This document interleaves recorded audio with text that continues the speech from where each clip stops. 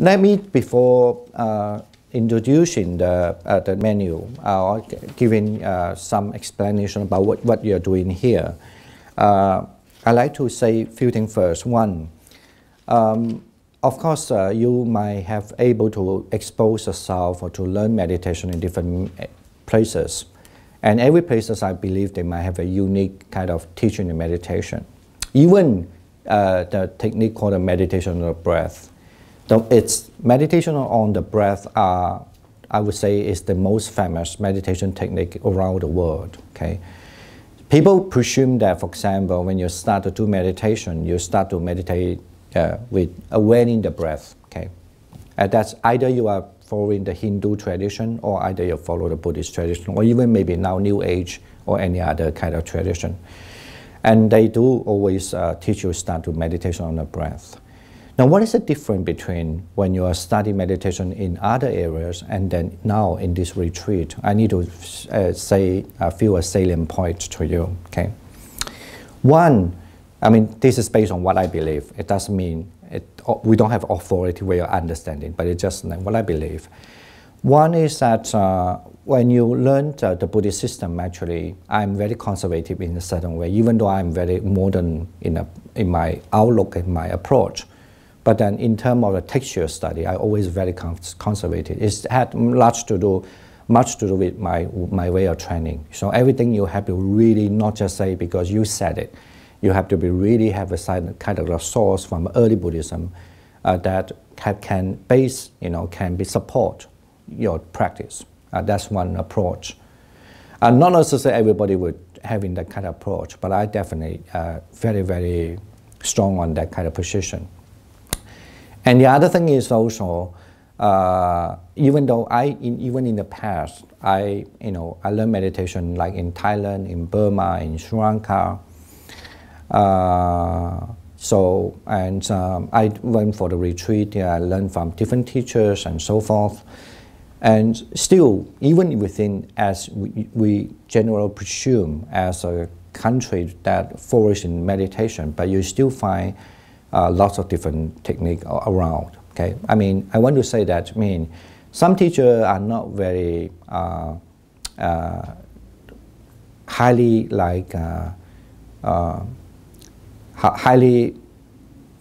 my word will say highly respect the text, but I usually really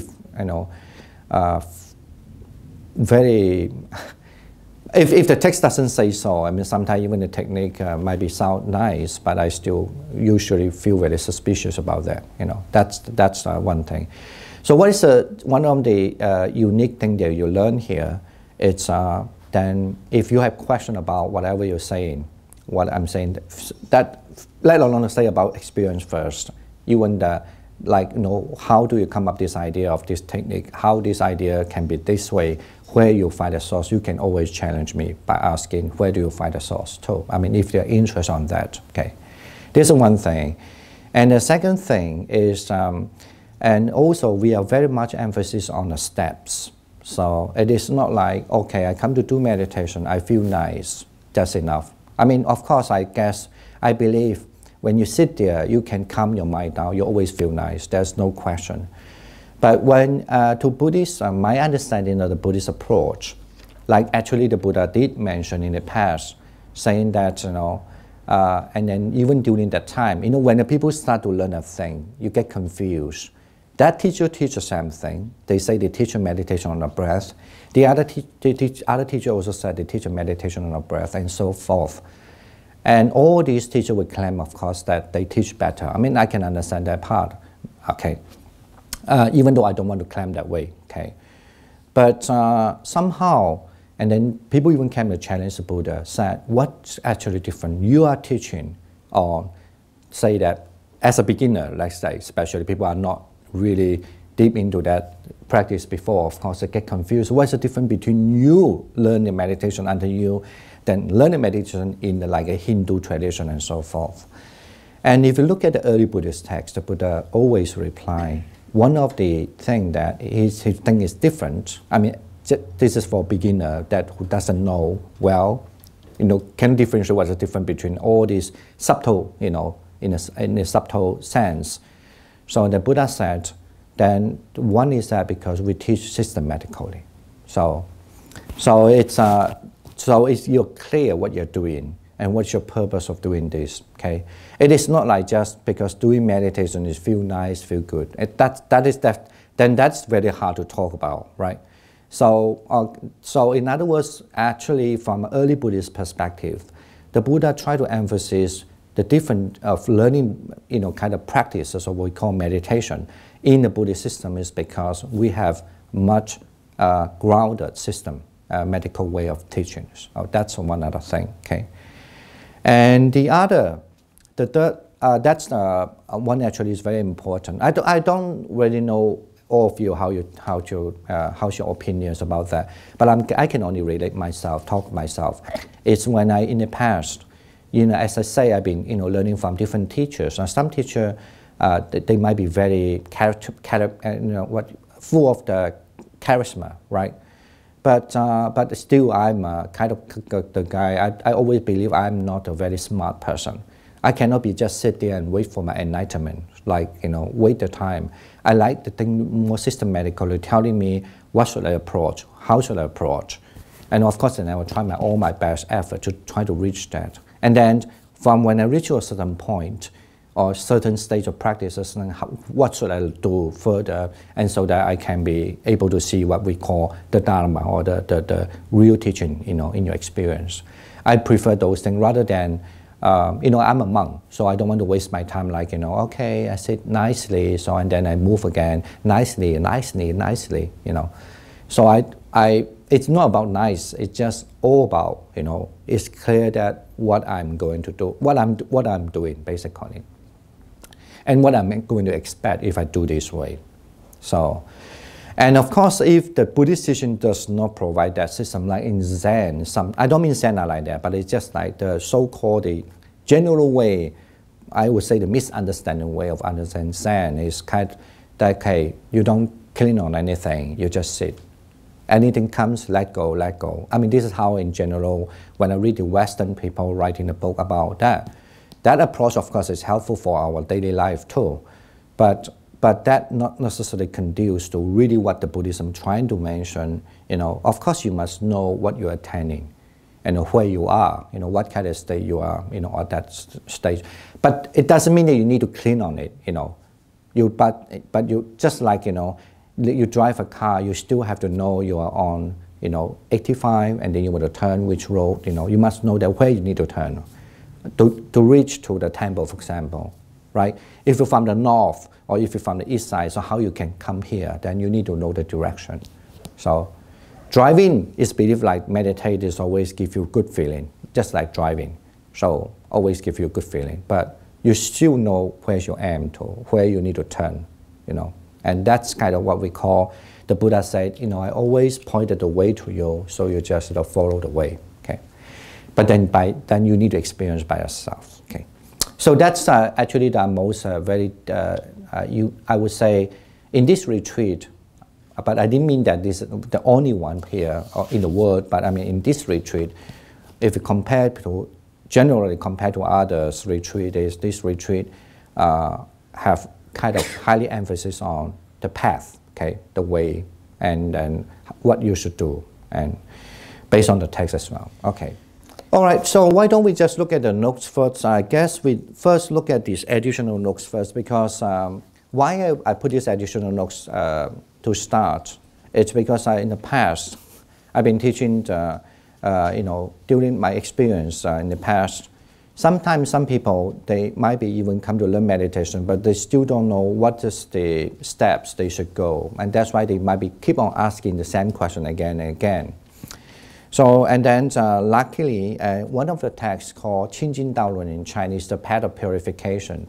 In Pali, it's called Visuddhimagga, which is, I would say that's one of the best manual of meditation written during the 5th century, And of course, not because he written in the 5th century, important is because that guy is very famous that whatever he writes is based on one of the strong tradition they have in Sri Lanka in those days, as well as that all whatever his quote is all from a Buddhist text. Anyway, so according it's saying that, you know, when a person learns meditation, you look at the page 1, right, and an additional handout, saying that, you know, if he should learn a meditation subject in 5 stages from a teacher in 5 stages, okay, basically. 1, learning. 2nd is called questioning. 3rd is establishing. The 4th is absorption, and 4th is characteristic. Now, let me just simply explain what are they, okay. You know, even though it said that learning is mean learning a meditative subject, questioning is questioning about a meditation subject, establishing is mean establishing a meditation subject. I mean, so maybe it doesn't make much sense for a lot of people also. But generally means that when you learn meditation from Acharya, please also take it. I know nowadays, especially the Chinese, as I know the Chinese environment quite well, that when you say, oh, I follow Acharya, they take it like a really huge thing. But literally Acharya means just a teacher, okay? For example, when you become a monk, and then you have a teacher who are helping you, guiding you, they call Acharya, okay? There's nothing to do with mystical kind of sense, mean Acharya, okay? But nowadays, if you put yourself Acharya, it's like almost like suddenly you're a monk, you have upgrade yourself, be like someone who really like undefeatable, like you're the best, no? But it doesn't mean that. Acharya means just a teacher, okay? But when you associate a teacher, you have to follow the 5 kind of steps, okay? One thing is that, say that when you learn the mindfulness of breathing as one, first you learn the method. That's what I mean by 受持, okay? It means that first you have to learning with the method. That's what we are going to address that later. And then the second, we also do that too here, questioning. Like after you learn the method, if you have a question, you ask question. Even when you do your meditation, and after we do have a break sometime, those who have joined this retreat before, they know, then we will ask, do you have any question with what you were just doing? And then you can question, okay, whatever you're doing, okay? Don't worry about that. And the third, when we say the third step is called establishing. So it means that you basically mean whatever arises. In other words, mean you experience. You could say establish mean you experience. You experience something, and it's kind of like expected to be. When you practice the mindfulness of breathing, kind of like same thing like when you drive a car. So if you want to reach the place from the same direction, you will definitely expect to reach that turning point. Let's say from 85 you need to turn 126, for example, like this. So that you expect it. So those are usually establishing generally mean that you could say mean you experienced. You know what that you're supposed to experience when you're doing this technique. Okay. The fourth one is a little bit tough. I mean, generally it's tougher for people to understand. That what we call absorption, 安止. Because if you practice a mindfulness of breathing, let me put it this way. You can practice with the samadhi or定or samadhi, or you can practice without the samadhi. But for the sake of many reasons, for the sake of easiness for people to practice, okay, maybe best to say this. Here, we are definitely ask you to learn how to have the samadhi, okay? Then not to have having a samadhi.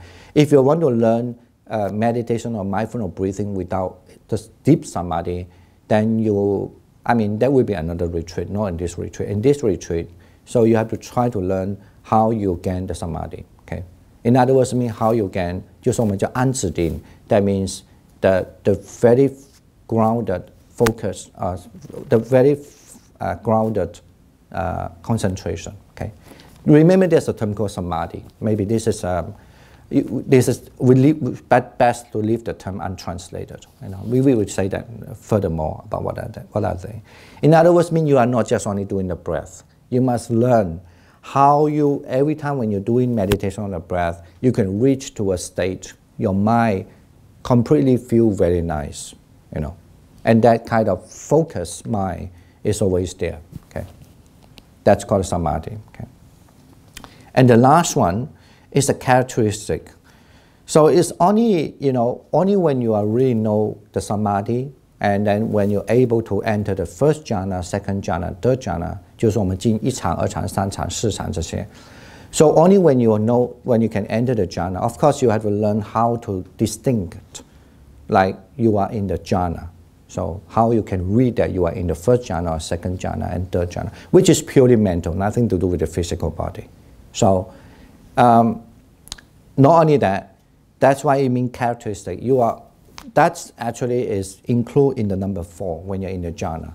But in the number 5, it's even though you have a jhana, you can distinguish that I have a first jhana, second jhana, but that you still must know much more about not only knowing the jhana factors, but you could know what's the difference between when you're first time in a jhana or when you're always in a jhana and so forth, because you could find a lot of subtle beauty on it. Okay, the simile is almost like you never drink a tea, for example. So first time you need to learn, able to distinguish you are having a tea or having a coffee. You know what I'm saying? Say that having a tea means you have the concentration. And then you learn having the tea, you can distinguish I'm drinking what type of tea now. Say that one type of tea is first jhana, second type of tea is second jhana. So this is meant by in the 4th stage that you have to know that you are in that, you're having this kind of tea, now I'm having other kind of tea, and so forth. Every time you drink a tea, you have the taste. But not necessarily every time you have a same way of appreciating the tea, right? You get what I mean now? Let's say you're drinking the red tea and then you're drinking the black tea, and you eat the tea with the milk, say that in a simple way. Then every time you know this tea is with the milk, this tea is just black tea, and that tea is just a green tea, for example, like that, right? So it's like the jhana. But then that is not enough, actually, to Buddhist understanding, to learn concentration. If you are good at it already, you also must learning a lot of, even you having a green tea. You know it's green tea, that is not a black tea, that is not the tea with the milk, but you able to also appreciate much more than just knowing this is a green tea, okay? Okay, for example, you will know what kind of purification is being done, okay? And then, for example, you also know, even you have the green tea, I mean the jhana, that moment, but actually that jhana also will carry you not only just purification, but also carry, you definitely can easily see that what kind of defilements is abandoned, for example. Those are not for beginner. So those are for people who are much more, you know, like those like the people who have drink many green tea. Then they can differentiate, this green tea is different. Maybe the quality is different, for example, water is different. So this requires when people have constantly drinking the green tea, you know what I'm saying? Okay, like that. So that's what I mean by the character. Now, in that way, in other words, mean when you learn this thing, first learn the method well. Okay, that's the first step. That's what we call learning. The second, of course, you may have doubt, you have a lot of questions, but the question could be not necessarily because of your reason. Is maybe sometimes the teacher forget to say something. Sometimes the teacher use, you know, when we speak, sometimes we like the sentence is not going well, you know.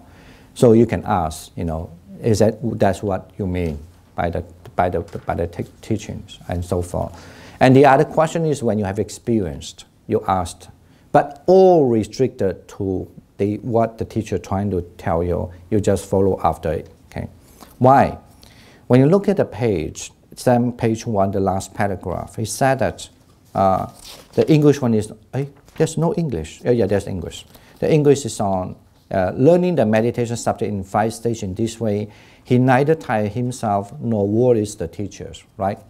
But if you know that you have to learn in such a systematical way, at least, then he would not tire himself. He doesn't know what he's doing. So what else to look for? So, and he know well, and then he would not tire the teacher. You know, sometimes some people asking the same question again. In the past, I don't believe that happened. Now I really believe, because I do face that people, didn't I tell you not to focus on that, just focus on this? They still want to focus on that, so what can I say, you know? And I tell them, you never lose anything if you just follow my instruction and just follow it. If you learn it, this is you, it's nothing to do with me. I'm the same. Whether you learn or not, I'm the same, I don't change, you know, right?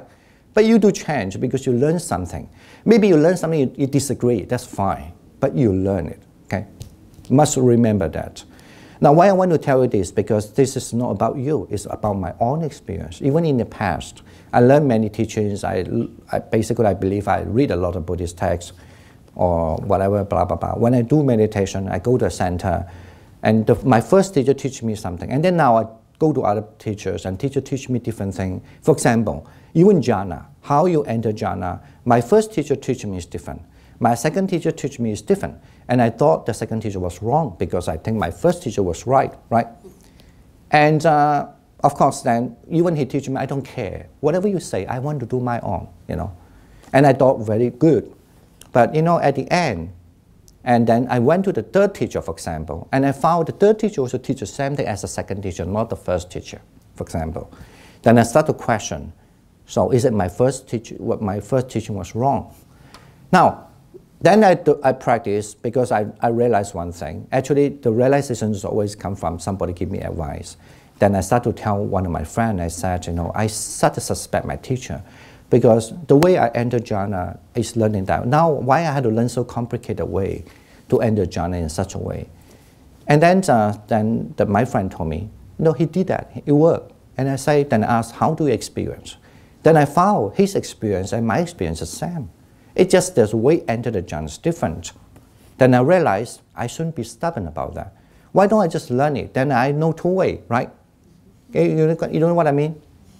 and then I know two way. And then at that time, actually I feel sorry about the second teacher. Even though I was respect him in front of him, actually my heart is not. I knew very well about this kind of thing.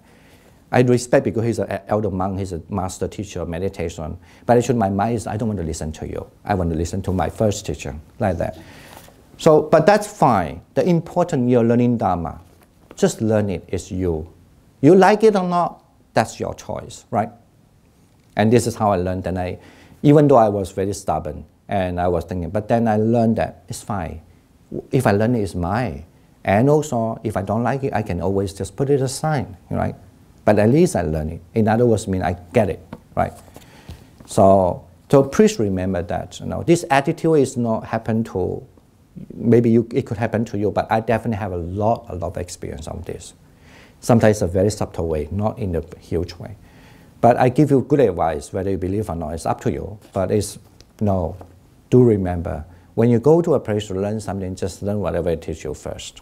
Only that you could communicate, and only that you could know whether it's work, okay? Otherwise, you always go your own way, then it won't. I would, let me tell you, in other words, you must, if you have that good chance to learn a different skill, it's always good for you, okay? Something like that. All right.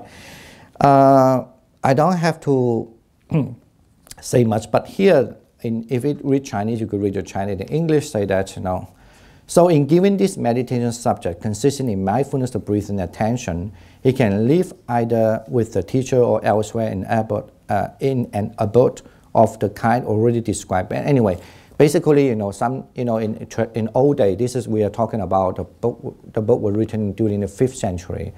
It's not like now you're a guy so lucky as a lay people. In those days, you don't have much chance as a lay people to learn, only when you're a monk, generally. Then you could live close to, stay with the teacher, or you stay close to the teacher. And those days, you don't have the text. And you were lucky in another way. This kind of text only translated into English, I think is 1970 something. Imagine if you don't read Pali or the Sanskrit language, you will never even read this kind of thing. But and of course, now you have internet, you will much easier to find lots of sources. Even though in those days been translated into English, you have to find the right place to get the book, right? And it's completely different word now. But anyway, sometimes we must know what we can get our modern technology, but also do not abuse the modern technology. Like nowadays, they don't want to read the whole book, they just want to read one passage. They say, I know the whole book. It's a completely different thing. Okay. All right. So basically, say that if you learn that a teacher and elsewhere, or then you live close by, or so forth, or maybe you just like come to attend this retreat. And by the way, in the old days, we don't have a tradition like this kind of retreat. You don't have a retreat say, okay, now we have 1 week retreat, 10 days retreat, or you have 3-day retreat. Actually, there's a reason why some of the technique Nowadays, very popular in like in Southeast Asia, and then now now around the world. Why it become popular first? Not necessarily because of teacher. It's because they started to use this system. Like, okay, we are going to teach a meditation for 10-day retreat. In old day, you only have to go to see the teacher in the center, and they will give you a technique, and then you practice yourself. You have questions, come to see the teacher, like that. Okay. So this system, of course, it's really helpful for lots of people now. At least they can have the chance to learn meditation. Okay. Okay, and then he say that learning the meditation in the 5 stages, thus getting a little expounded at a time and taking a long time over reciting it. And then he also had taken a long time reciting it. Now the word reciting, like usually especially Chinese, here they translate the same word like a Chinese, 就是 what is the word? 多时诵习, mean take a time. So of course, actually the word reciting, you know, in old day, it means you keep that in memory, you know. Then you have to keep it like a steps and recite again and again. You know what you're going to do, okay. What I want to say that is the word reciting doesn't mean you have a ceremony and stand there and recite that. The reciting just basically you could say it's an old language way to describe, mean you have to keep memory, keep remembering it, okay. And then he say he should sever the minor impediment. In other words, mean he should put away something that not good for his to practice. For example, you are not going to practice this when you start to learn in a very noisy place or when you've been disturbed all the time, like that. Okay.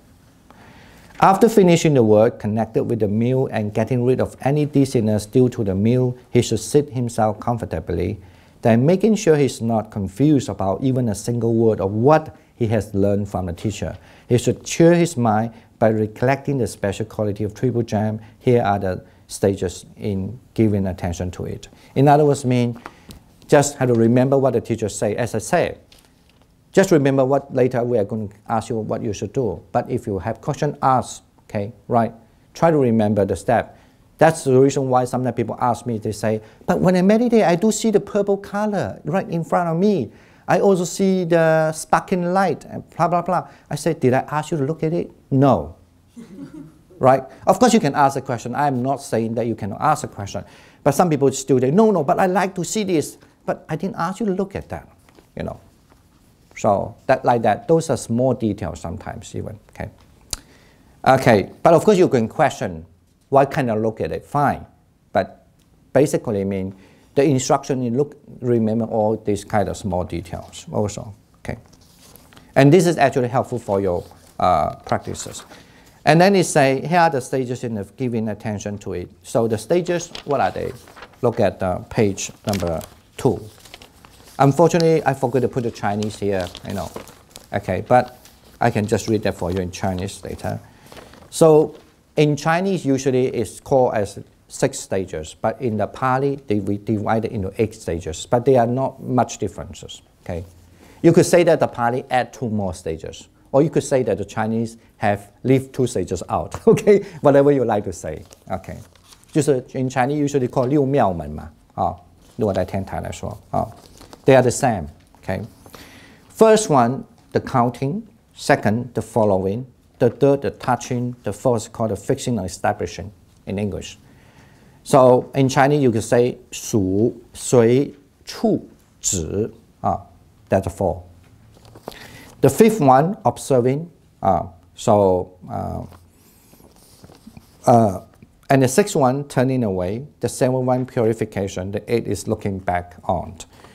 So actually the 5th, 6th, 7th, and 8th, you don't practice here now.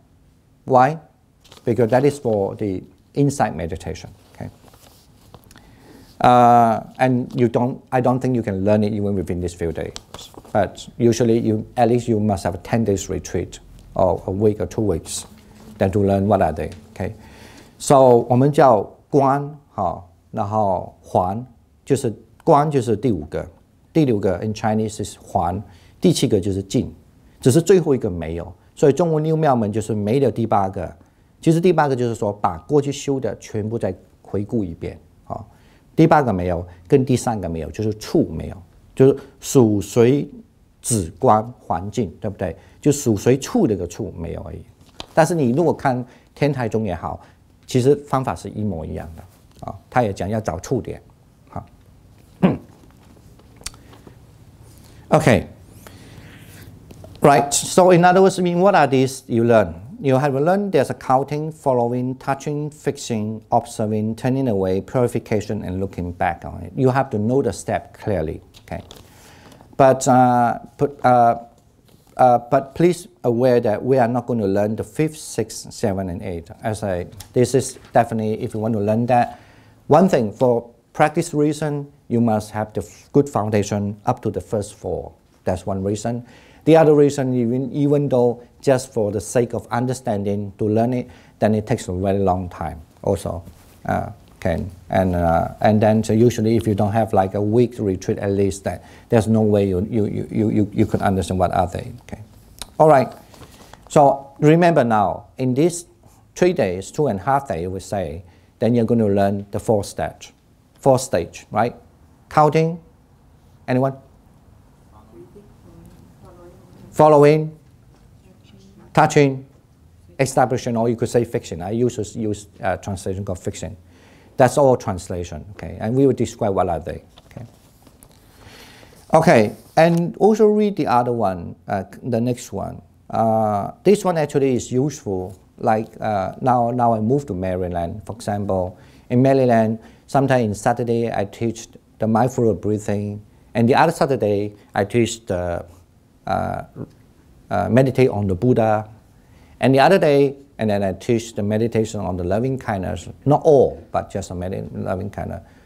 Sometimes when I was asked to teach, to collect about the death, and so forth. And people get confused. They say, "Why you teach so many times? Why don't you just teach one? Enough." But I told them, it's so funny. When I knew that when I was a monk, we were so grateful if people can teach me many techniques except one technique. Okay. Okay. Then another explanation why you learn these many different techniques. Okay. Here they say that because when you learn the meditation method, in Chinese it's called 业处, but you could directly translate what the meditation method subject. So you can divide into 2. One is called all-purpose meditation subject. The other is called special meditation subject. What does it mean by the all-purpose? For example, when a monk, if they want to live in a community, they do meditation on the mindfulness of death as well as the loving kindness, as believed to be the all-purpose meditation subject. It's a meditation technique subject, but this meditation subject will definitely help you for many things. For example, if you know that constantly meditating on the death, you will not waste your time because you know we don't know one day when we are going to die. Okay, right? We usually become lazy because we thought we are going to have a long life. So that's fine.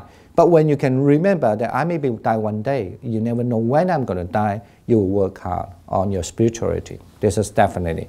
That's the reason why it's believed this is a good method for all kind of people or all kind of situation. Okay, and the second method is called the loving kindness method, which is I always highly encourage. Is that because if you don't have the loving kindness method, you always have anger in your mind. When you have anger in your mind, of course you easily have the anger with everybody. Firstly, you are not happy with yourself, and then you start not happy to everybody. Okay, right? So, and then in the community, this is really important. I sing a lot, and I always believe that this is my rule, my thumb rule actually. If anyone want to join really a good community, the place must have just do the loving kindness first.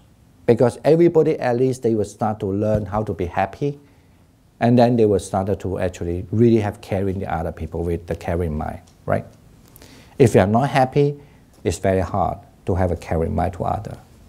How can that possible? I'm sure people having a relationship, having a family, they know. Imagine something, maybe a big thing happen, you think is important, but you're happy.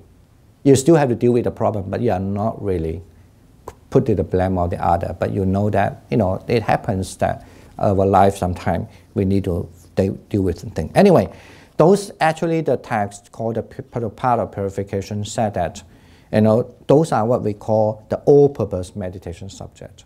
That means meditation on the death as well as meditation on loving kindness. And then, of course, there are some people also suggest that even meditation on the perception of fullness, another type of technique, is very important. But generally, we don't teach lay people, but depends. If you follow the Thai tradition, that usually the Thai people will teach you that to start with, because normally in Thailand, and if you are going to a meditation center, that's the first technique to teach. That means you have to meditate on the body or the corpse, or the organ, and the physical organ, so that the monk has to believe in celibacy. Is it celibacy? Live in as a celibacy.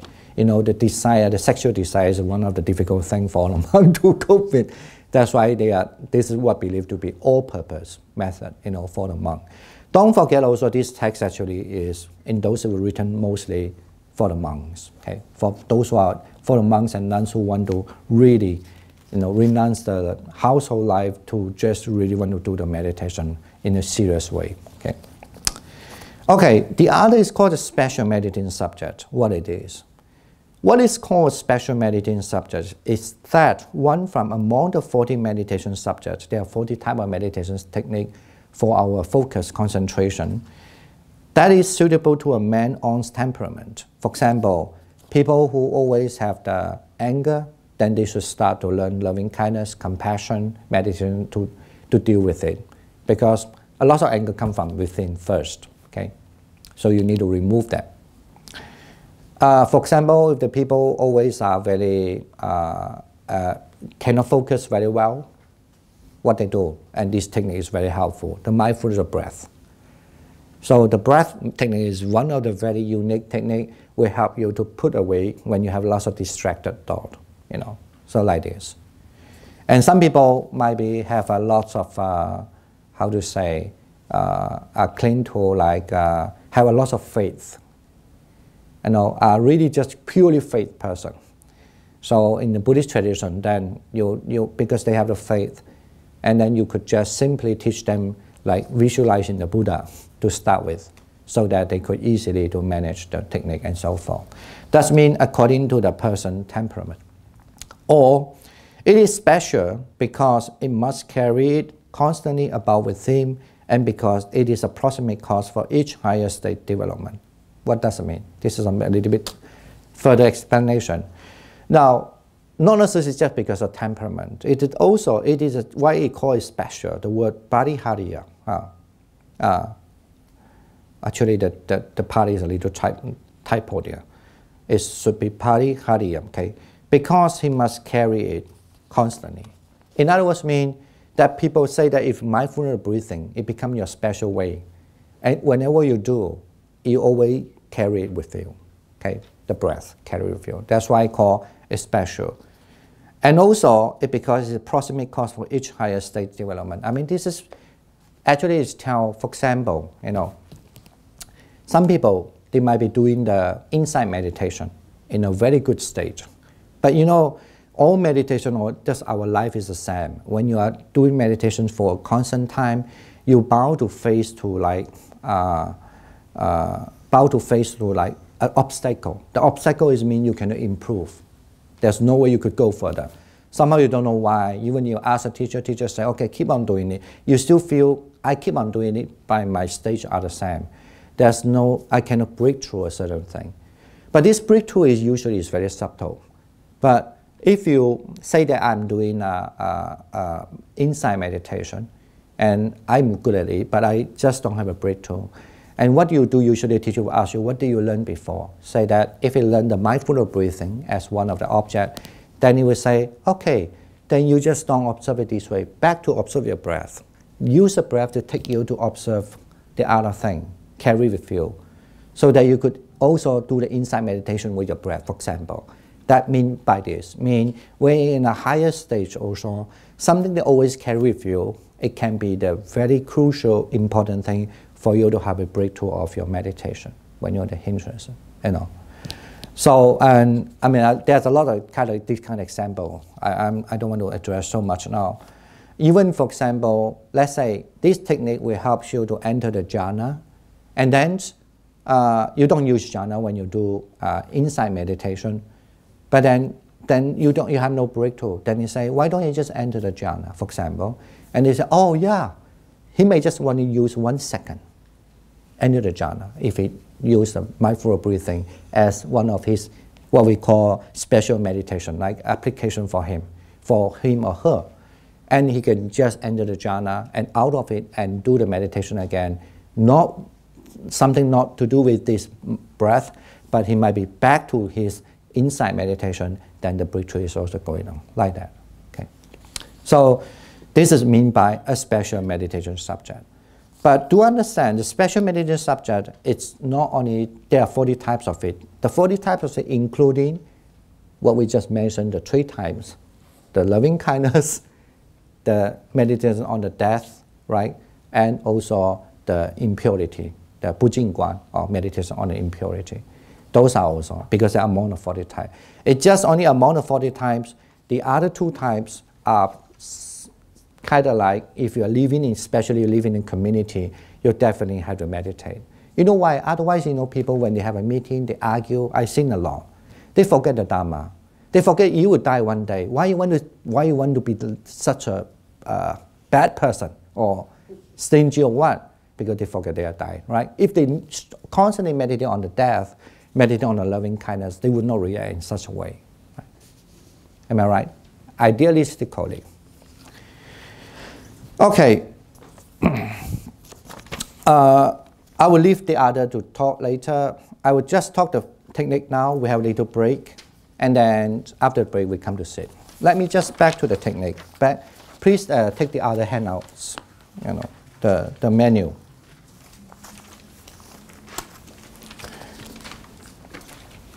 I don't want to describe and mention about the first page because we will say that later. But if you have time, please read it if you feel bored while doing meditation. And when you get back home, and just have a little glance over it. Let's just start to the course, page 7. Either you're in Chinese or English, is the same page.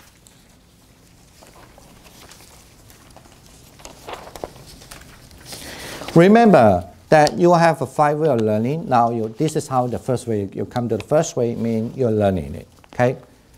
You learn what? Supposing the 8 steps, but now you learn the first 4 steps, okay? Let me look at the first 4 steps. First one, look at the first steps, okay? The Chinese one is the same thing, but only the 8 steps I put it here, okay? The first step is, the first one is counting. Now, to remember, there are lots of different ways to learn counting. For the sake of your saving your time and to be more efficient, like you're driving your car, I can tell you that, you know, when you drive the car on this road, you could see beautiful shop around, garden, but this is not the point at the moment because I want you to drive along the road and then you should look for the second road to turn, okay? So whatever on between you see something nicely is not important, okay? But you might experience it, you see, oh, I see a car, oh, I see the beautiful shop, oh, I know there's a nice restaurant, but those are not the point at the moment, okay? Those are your own experience. Some people doesn't like restaurant, they only like to see there's a beauty shop over there, right? So when people want to argue on those things, there's endless argument going on. Get it now? Just make sure you're on the road. The first one is called counting.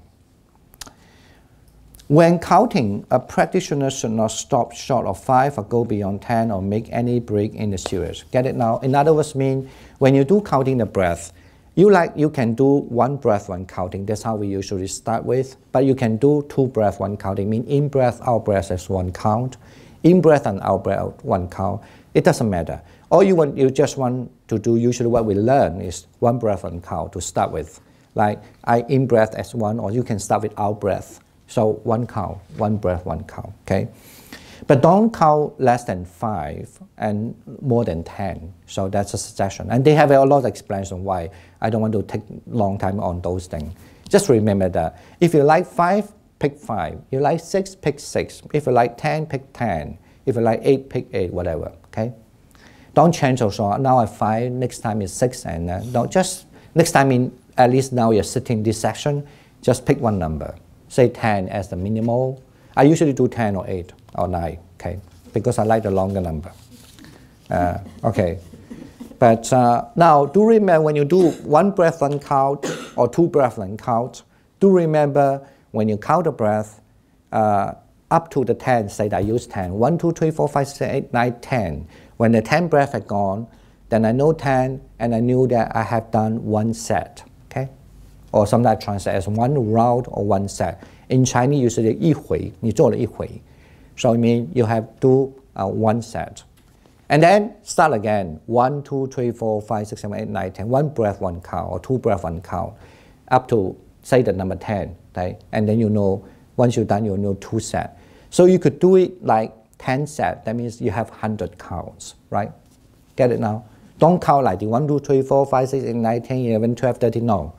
10 enough, 1 set. 10 enough, 1 set. So when he say, also make any break in the series. Don't make any break in the series. In other words, mean say that you do 1, 2, 3, 4, 5, and then you've been distracted, right? So, okay, you don't remember I'm number 5. Don't argue there. 4 or 5? No, don't be too stingy. 5, just start 1. 1, 2, 3, 4, 5, 6, 7, 8, 9, 10. But you also sometimes don't remember. Did I did 1 set? Is this my 3rd set or 4th set or 5th set? You cannot remember. Don't argue about that. Just back to the 3rd set, right? You know you have done 3rd set, 3 set, and now you need a 4th set, 5 set, and so forth. So that's counting. Now, very important, that's a method of counting only. And there's certain, even in the Buddhist text like Yogacara Bhumi, Yiche Siddhilun, have a long passage telling you what kind of counting you do. I usually believe that is very useful for when you feel tired, you don't want to sit long. When you have no choice sitting there, you're very boring, you know, you cannot move. You're lucky, you guys can move. In our time, when sometimes you go to a place, when people invite you for a dana, eating, you know, the old master were talking, even we finish the food. If you like to talk 2 hours, you sit 2 hours. So we always pray the Dharma, the teacher, don't speak too long, okay? We don't move. Because it's not very nice. You sit on the floor, you're moving, oh, you know, he knows very well. So then just do counting. You can have many ways of counting because your mind was running aloud, you know, you're fighting. So then you can just count. There are so many ways of counting, like 2 breath, 1 count, 3 breath, 1 count, have ascending counting, descending counting, you know, mean like 1, 2, 3, 4, 5, 6, 8, 9, 10, 10, 9. I use my Cantonese. This is my first language. 19, 8, 7, 6, 5. Then you just count it, descend in order, and so forth. You count. 2 hours gone. And you feel very alert, and of course your samadhi is always there too. Anyway, I usually believe that counting is very helpful for the situation like this and for the kids. You know, how can you ask a kid to do meditation? Only counting will help them much easier. Okay. When it's very young. Anyway, that's another story. Now, please read the next paragraph, it's very important. However, until without counting, mindfulness remains settled on the breath as its object. For counting is simply a device for setting mindfulness on the breath as object by cutting off the external dissipation of applied thought. Now, in general means that, however, when you do counting, you must know your purpose of counting is to reach the 2nd step. That means the following step. Okay, the 2nd, right? Following. So when then you can come to the following step, you should not count. In other words, that's it. Because the counting have served the purpose already. The purpose is to help you to put away your distraction. But you know, in old day of Buddhist language called applied thought, 就是你的寻思啊. So because you have able to put off your distraction. And so then you can just simply focus your breath, in breath and out breath. That's called following. So now, then we come to the 2nd step called following. Okay. Get it now? Now, beside this, remember, after when you do the following the breath, sometimes, if you find that you have a loss of distraction come back to you, it could be many reasons, you never know. Maybe just simply you go for have a drink and you say, oh, why don't you have a tea for me? So you start to think about, I should get a tea next time tomorrow, and then your mind starts running around, right? For example, then you should use accounting. Depends how long you want to use accounting. You have to use accounting to help you to put away your distraction. Remember that, always remember this. Okay? Any question? Don't ask question first. Second, following, okay? What does the following mean? Following is uninterrupted following of the in-breath and out-breath with mindfulness after counting has been given up, okay? Remember, after counting has been given up, okay? And that is not by following after the beginning, middle, and end of the breath, but rather by practicing touching and by fixing. In other words, when you're doing the following breath, what you can associate usually is the next step you have to find the touching point and then establish. I will explain that a little bit later. Generally, it's very important when you do the following breath, just follow a breath, but don't follow the breath, the beginning of the breath, the middle of the breath, the end of the breath. For example, your breathing is here, the middle is maybe here, the end maybe around the navel, and from the navel is the beginning when you're exhaling, taking place, and this is the middle, this is the end. You don't do that. Why you don't do that? Because you're following this system. If we are practicing other system, what we call the 16-step system, which we are not teaching right now here. Unless anyone here learn yoga for a long time? No. You. But anyway, you try this first. Unless you learn yoga a long time. Because in India, people learn yoga, they always learn how to breathe in, breathe out, breathe in, breathe out. Then if you find this system is very hard for you to practice, not this retreat, okay, let's say almost end of retreat, like the last day, then you can shift the other system. They will serve the same purpose. It just only is two different systems. Get it now? So I just want to tell you that you don't use that system, that this is the beginning of breath, the middle, the end. That's another system. But they will serve the same thing. That almost like there's many roads, don't go other side yet. But you will go to a roundabout, will be the same, okay? Something like that. So if you practice this system, you just have to, in other words, what you have to do, that because that's what we're going to talk in the touching point. You just have to follow the breath in, out, around your nostril. Why? Because you need to reach the third step, touching. The touching means you have to find the breath press against the skin. It could be around your nostril, it could be below your nose, above your upper lips. Okay? If you do this system, it takes a long time, right? You just simply focus here. In breath, out breath, in breath, out breath, so that you feel the breath like touching. You feel like there's a wind. Some people, they don't know. Actually, I did even in the past, I saw people, they do it quite well. They start to do it because they feel itching. They don't realize, actually it's a good thing. When you feel the wind press against the skin, it means your focus becomes subtle now. You have a stronger awareness. So that you could feel like, even when the people doing meditation quite well, especially when they are in outdoor, not necessarily only outdoor, but especially in outdoor, they might be feel the wind press again here. They feel, and usually people do this. We know, when we see the people do it, we know these people mind is like a monkey mind. My monkey. So, actually, if they could aware this, if they know the technique method well, they could just bring it back here.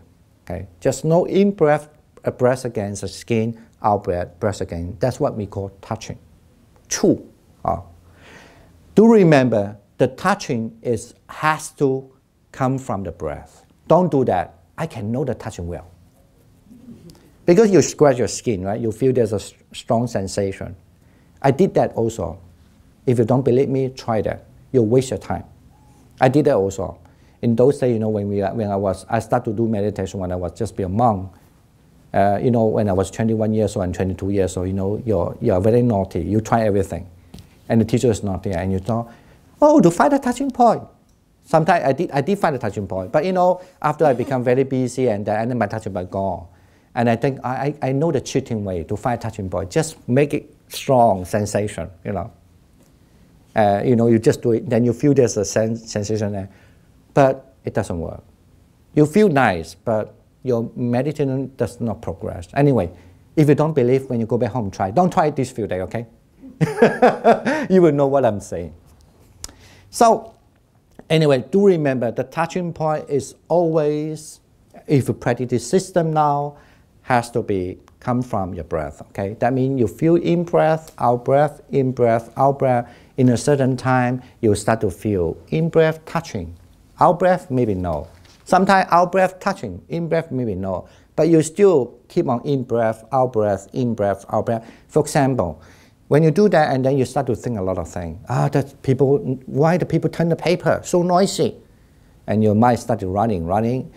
You have to keep back your in-breath and out-breath. But if you cannot do so, you still find your mind flying, and then count, okay? Count your breath. Count, and then once you count a little time, you find I can put away the counting. I can easily observe my in-breath and out-breath, and then you need to do just observing in-breath and out-breath, and then try whether you feel the touching point again. Now, here, I don't want to read everything because in order to save time, you can read it. I will explain it later. So when you find a touching point, it's very important that at time, maybe at first there are many touching points for you.